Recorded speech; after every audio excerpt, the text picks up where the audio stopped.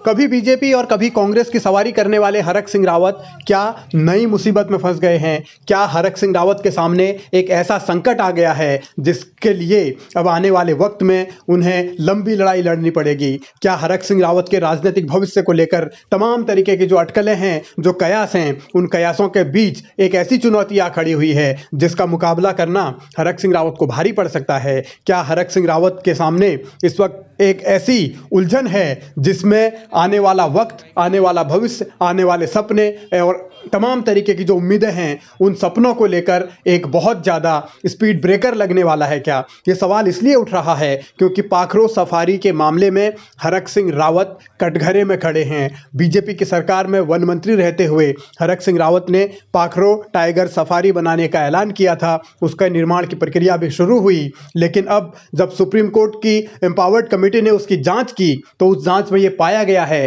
कि अनियमितताएं तो बहुत हैं, गड़बड़ियां बहुत हैं और उन गड़बड़ियों के लिए सीधे सीधे जिम्मेदार हरक सिंह रावत यानी कि तत्कालीन वन मंत्री को भी ठहराया गया है। और ऐसे में कार्रवाई की तलवार अब लटक रही है, लेकिन कार्रवाई क्या होगी, किस स्तर की होगी, ये एक पेचीदा सवाल अभी बना हुआ है। क्योंकि जिस तरीके से निर्माण कार्यों में अनियमितताएं पाई गई हैं या गड़बड़ी की बात उस रिपोर्ट में कही गई है जो एम्पावर्ड कमेटी ने सुप्रीम कोर्ट को सौंपी है, और उसके बाद क्योंकि कांग्रेस की भी चुप्पी इस पूरे मामले में है, हरक सिंह रावत का नाम जब उस रिपोर्ट में आया है और उनको लेकर सवाल उठाए गए उनकी कार्यप्रणाली को लेकर, तो उस पर कांग्रेस के बड़े नेताओं की चुप्पी भी बहुत कुछ कह रही है। और इन परिस्थितियों के बीच हरक सिंह रावत क्या कांग्रेस में अलग थलग पड़ गए हैं? हालांकि चुनाव के दौरान वो कुछ सक्रिय दिखे थे, लेकिन चुनाव के बाद बिल्कुल साइलेंट मोड में चले गए।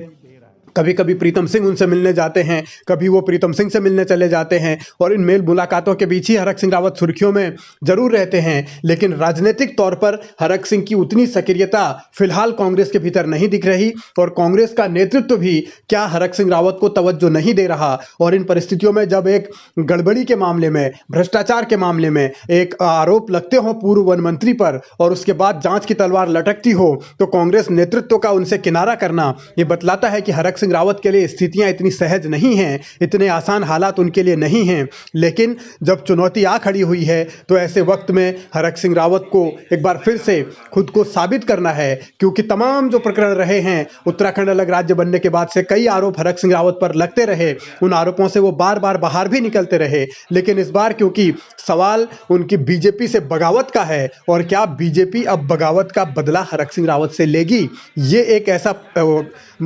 उलझन भरा सवाल है जिसको लेकर आने वाले वक्त में ही तस्वीर साफ हो पाएगी। लेकिन हरक सिंह रावत ये साफ कर चुके हैं कि वो जेल जाने के लिए भी तैयार हैं, और भविष्य में मौका मिला तो पाखरो सफारी को वो जरूर बनवाएंगे। ये हरक सिंह रावत दावा कर रहे हैं, यानी कि लड़ाई अभी जारी रहने वाली है।